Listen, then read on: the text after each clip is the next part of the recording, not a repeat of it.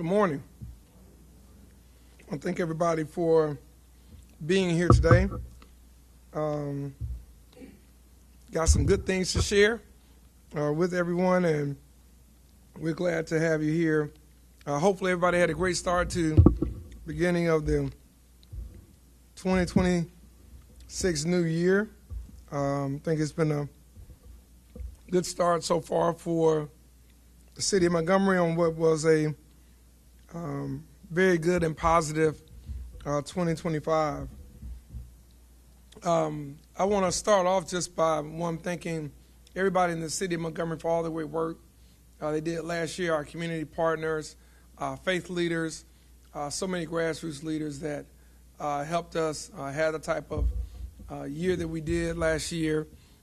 And certainly I want to thank all the city employees that have been instrumental in making that happen, from those who work in street maintenance and sanitation to those first responders, our 911 operators, to all of our administrative support staff, our cabinet heads, our department heads, everyone that's really played a positive role in the trajectory that we had in 2025. I think when I looked at the end of last year, there were a lot of good things, certainly more good than there were bad. And while we know we've had some tremendous opportunities, we know we've still got some challenges. And one of those certainly is in the realm of public safety. When we look at public safety, we are ultimately measured by how people feel, not just by the data, not just by the information that we have, but how people feel about the city and their community. And we know that a lot of people in this community don't feel as safe as we'd like for them to feel. And we know that that comes with reason, given the news that you get on a daily basis, things that you hear about, things you see on social media. But we want everyone to know that certainly our public safety departments, our police department, our fire rescue, and everyone has been working and doing tremendous work. And I think that's evidenced in some of the stats that we'll get into in just a little bit. But I'll start with certainly the hard truth as it relates to homicides in the city. We ended the year with the exact number that we had the prior year, 61 lives lost, and that's 61 too many. This isn't a win, and we know it's not progress. We know that every life is sacred, and we're going to continue to work on the effort that the city has been doing over the last several years to change that. But it also comes about with economic, cultural, and social change, and making sure that peace is chosen over violence, and that we're intentional about how we respond to disagreements, and that we continue to try to talk about de-escalation practices and conflict resolution. When we look at some of the messages that we see, unfortunately, we tend to see the negative, be it the algorithms or be it just what people choose to click on social media. And not enough is put into those things that talk about our better angels that we have as individuals. Too much glorifies criminality. Too many images glorify the worst parts of humanity. And so we know that building a safer community takes work. It takes pushing back on those images and those messages, and it takes people choosing to do something better even when it's harder. And I want to acknowledge something very important. There are countless people, as I mentioned, that are doing that work each and every day in our neighborhoods, in our churches, our nonprofits, in our schools, in our civic groups, in our small businesses, in our corporate partners. We're seeing that. And, they don't always get recognized the way we'd like, but they are the reason why this progress is possible. If I tried to stop and thank every person who has helped make Montgomery a safer place, we'd be here all day. But we know there are countless individuals that have been doing that, and sincerely, again, we want to say thank you for the work that they have been doing, and we want to say that we are grateful for the effort that they have exhibited in 2025. And while homicides, were flat year over year, it is important to share the full picture of this city. Violent crime is down more than 25%. That is significant when you look at the previous year where we saw a significant reduction as well. Nonviolent crime down more than 12%. Overall crime is down 15% citywide. And so again, while these numbers are trending in the right direction, we know that it's not enough. We know that to see non-fatal shootings down 14% is a step in the right direction, but it's not where we want to be. We know that there are many more roads for us to cross in order to get where we want, but these numbers do matter. They tell us that Montgomery is steadily becoming a safer city. Even we remain clear-eyed about where we are and what we must do better. We're also taking dangerous weapons off of our streets. Last year, more than 2,100 guns were seized, including machine gun conversion devices, and hundreds of those firearms were potentially linked to other crimes. That work saves lives. Our officers are making arrests, clearing cases, and showing up every day under incredibly difficult circumstances. And they're doing it with professionalism and a commitment to accountability. That progress doesn't happen by accident. They're well-trained, they're well-intentioned, and they're professionals. And they're looking to be best in class at everything they do. But it also happens because of strong partnerships. So I want to thank the Montgomery County Sheriff's Office, the leadership of Sheriff Derek Cunningham. I want to thank the Alabama Law Enforcement Agency, Director Hal Taylor. And I want to thank our federal partners, the FBI, the U.S. Marshal Service, the ATF, for standing shoulder to shoulder with our officers to keep Montgomery and our community safe. And with that, we're seeing some uptick in our numbers, and we're seeing an uptick in those that want to join the Montgomery Police Department. In 2025, nearly 1,000 people expressed interest in becoming a police officer. Now, we know not everyone will be, but it's great to see that type of interest in our department. It tells us that people still believe in service, and they still believe in this city.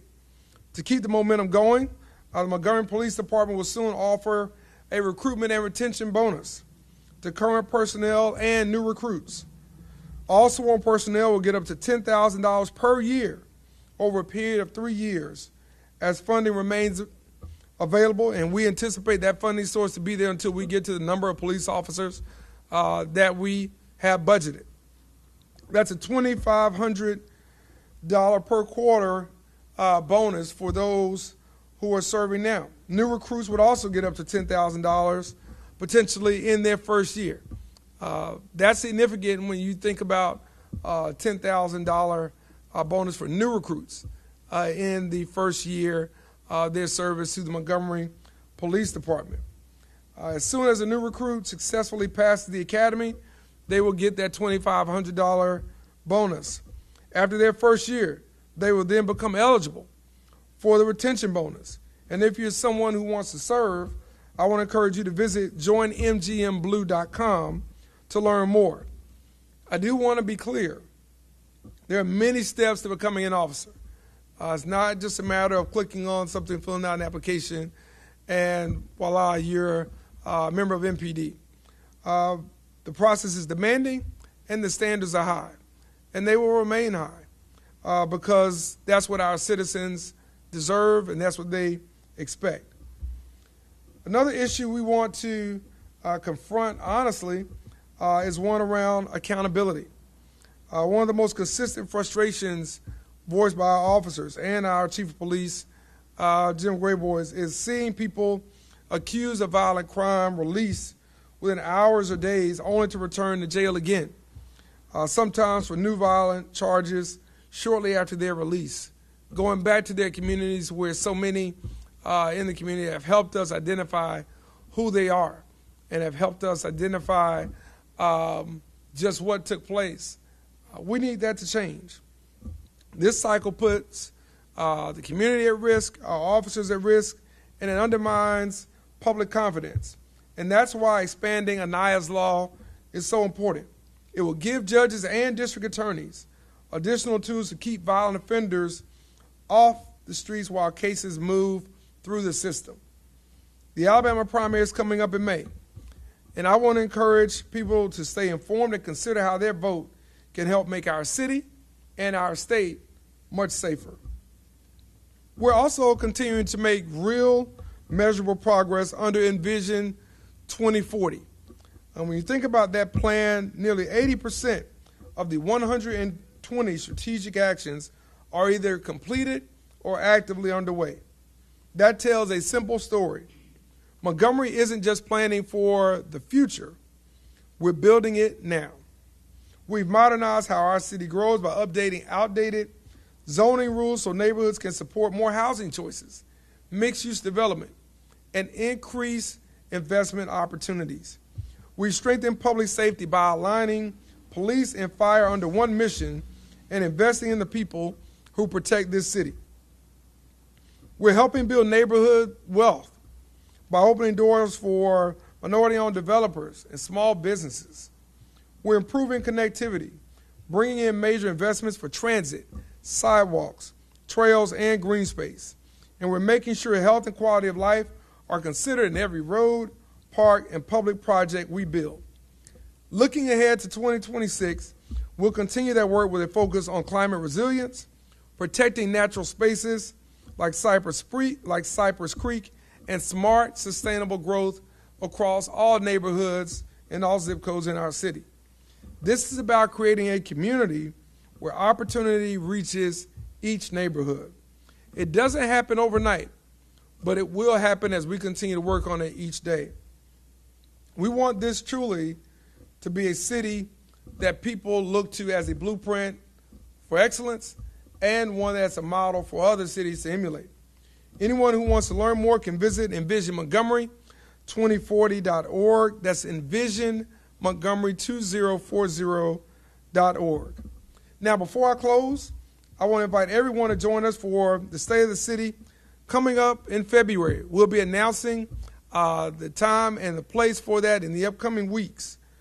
We want to be sure that you all have an understanding of, again, the progress that was made in 2025, but more importantly, our plan and our vision for 2026 and the role each and every resident can play in that to help us achieve our goals.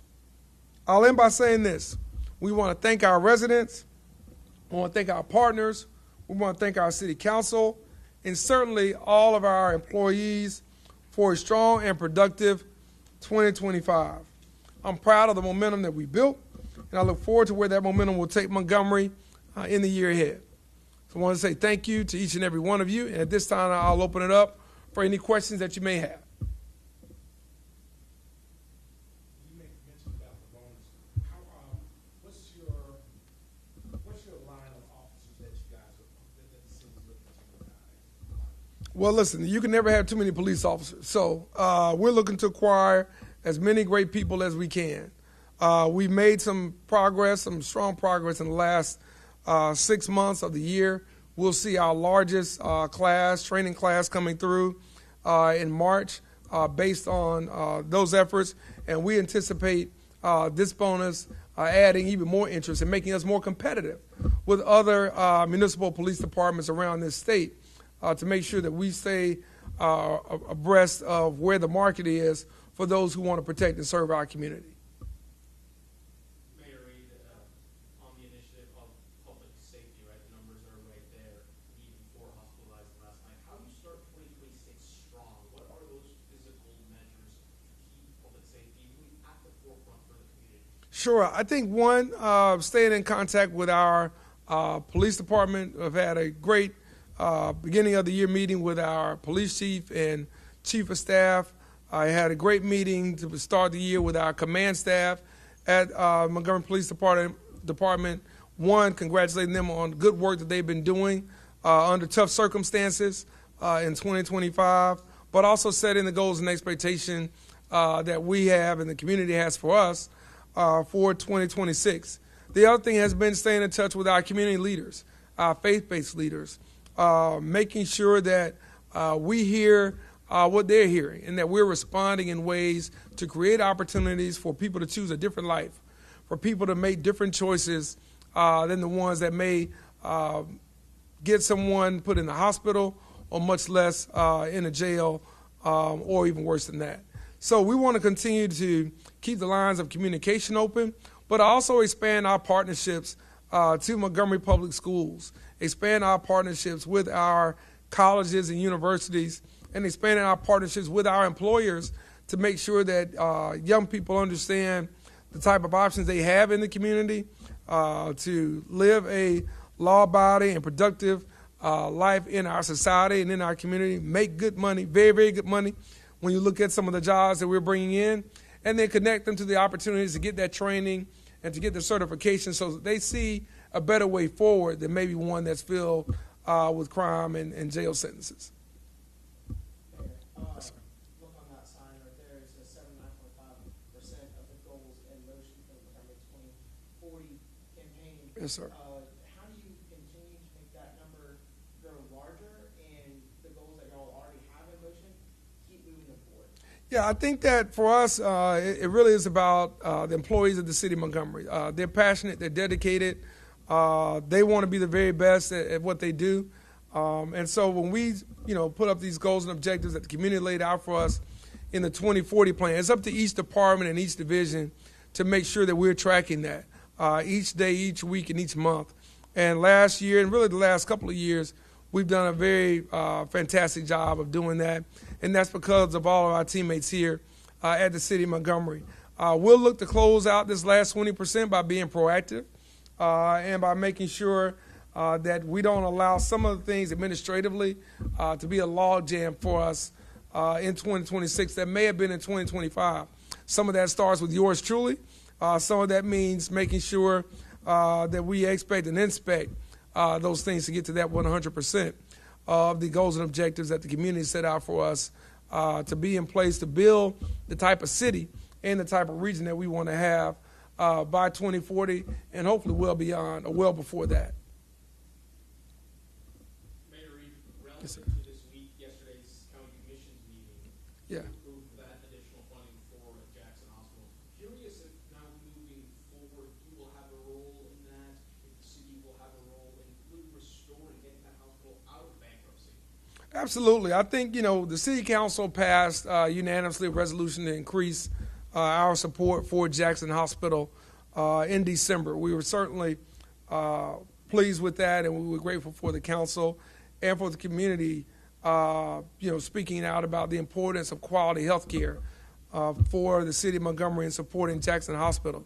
We're pleased that the county decided, got their votes to do that yesterday, got the information they needed to vote affirmatively to do that. And now I think we're in a great position to talk to Governor Ivey and her staff and show that Montgomery is on the same page. Montgomery is on one accord, and we're together in terms of what we're willing to do to make sure that Jackson Hospital is on stronger ground, safer ground here. But I want to be very clear about this. This is not a sustainable model. This is not a sustainable model for the city of Montgomery. It's not a sustainable model for other cities around the state. Our state leaders, including those who are running for re-election in 2026, must come up with a plan to address health care challenges, shortages, the closure of hospitals, and the challenges financially that our hospitals are seeing all around this state. Our state leaders, and I'm willing to be a part of any roundtable, any panel to discuss that, any brain trust to address that. If it means just being there to sit and listen, then we'll do that. If it means to talk, then certainly we'll do that. But we have to make sure that as a state, we're looking at what other southern states have done to fully fund health care. And I challenge all of the gubernatorial candidates, those running for lieutenant governors, all the constitutional offices, as well as those running for our state house, to address that in their reelection platforms. We cannot have a state leadership that is solely focused on the culture wars. We have to talk about affordability and bread and butter politics and bread and butter issues that exist in this state. And there's none more important than health care. And that means, how do we fund it? What changes do we make to the funding structure? And how do we make sure that there's not a Jackson Hospital around the corner in another community 6 months from now? And so while I'm certainly proud that the city, and I thank our CFO for helping us pull together $20 million that we did not have budgeted, that we did not have planned 2 years ago or a year ago or 6 months ago to bail out a private entity, it's not a sustainable model. And it's not sustainable for us as a community to be able to do this. So we're going to have to work together, both local leaders and state leaders, and even some of our leaders at the federal level, to address this, because not only does it inhibit us to provide health care to our residents who live in Montgomery now and who live in the region, who live throughout central Alabama, it hurts our ability to recruit. It hurts our ability to recruit healthcare professionals when they don't know what the status of our healthcare system is. It impedes our ability to maintain and keep quality healthcare professionals in our city, in our state, when they don't know, from one day to the next or one pay period to the next, what their future holds. So we have to make sure that we're willing to have some big boy conversations here at the state level. And where cities can play a role, Montgomery has shown and has shown since day one that we're willing to play a role and be in partnership with that. And we have to make sure that the private sector is also a part of this. The Hospital Association and others must be a part. Our insurers must be a part of the solution, because it's going to impede our growth as a city, as a region, and as a state. And if we aren't looking at what some of our peer cities and peer states are doing, then we're going to fall further behind in this area. But I'm certainly glad that we had the financial position to pledge $20 million now to support Jackson Hospital. I'm glad, again, that the county yesterday voted to match that, and I'm certainly pleased that Governor Ivey and her staff have chosen to be a partner in this as well. And as our new leaders look to come on board in 2027, I hope that they're offering some solutions, and I hope they're willing to work with us in cities to talk about things that we can do to move healthcare forward, not only in our respective communities, but across the state.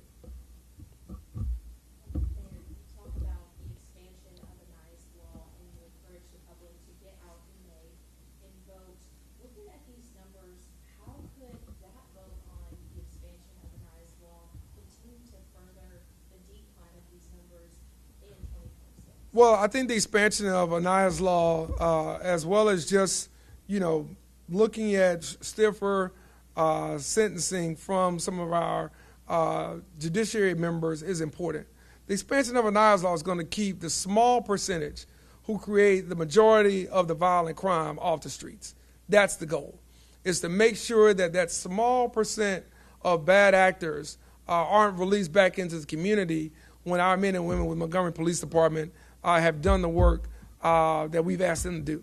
When our community members have assisted us in doing things that we've asked them to do, they've gone over and beyond, and that we don't see people right back out who are repeat violent offenders going out to menace or to create more terror in this community. And we believe and we know that there's just a small fraction of this community that keeps up the majority of the violent crime.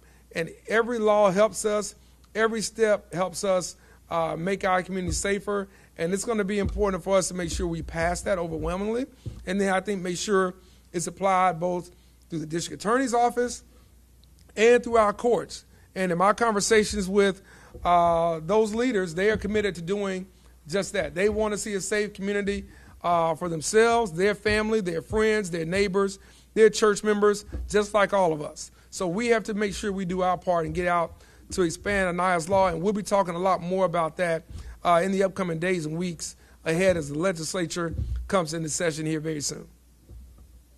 All right. All right. They're focused on public education as the school system here starts back up here. There's always a focus on public education. I had a great and productive meeting with Dr. Bird earlier this week. And so we're always looking to see how we can partner with MPS how we can strengthen MPS, the vision that he laid out about the expansion of magnet programs, the addition of trade and vocational programs, again, very, very key.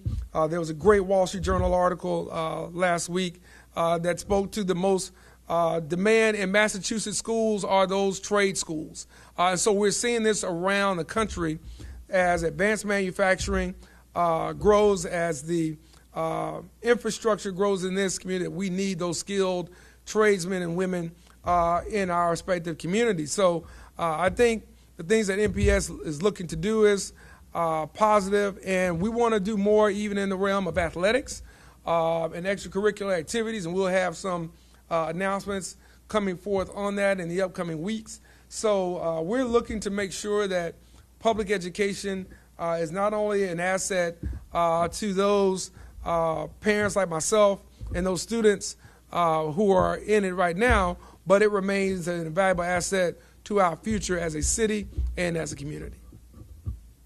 All right. Well, listen, I want to thank all of you for your work. Thank you all for being here today, and we look forward to talking with you real soon. Thanks so much. Take care, and Happy New Year to each and every one of you. All right.